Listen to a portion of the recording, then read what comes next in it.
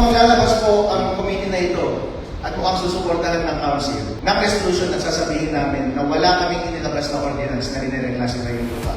You can go ahead. Magkakaroon kami ng finding na ganun at wala. Kapag ikaw, bossing, nakita mo na yun nga, hindi angkop pala, hindi totoo. Kapag naglabas kami ng ganung resolution at kinukumpirma namin na hindi na-classify, lalabas na hindi tama yung reclassification na nandito sa assessment na ipinakita ninyo.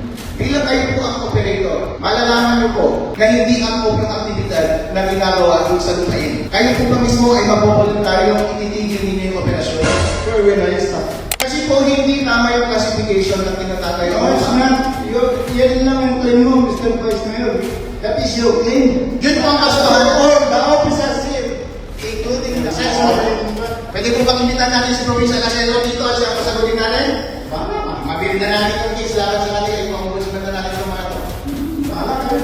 Ako, nasa tamang lugar ako.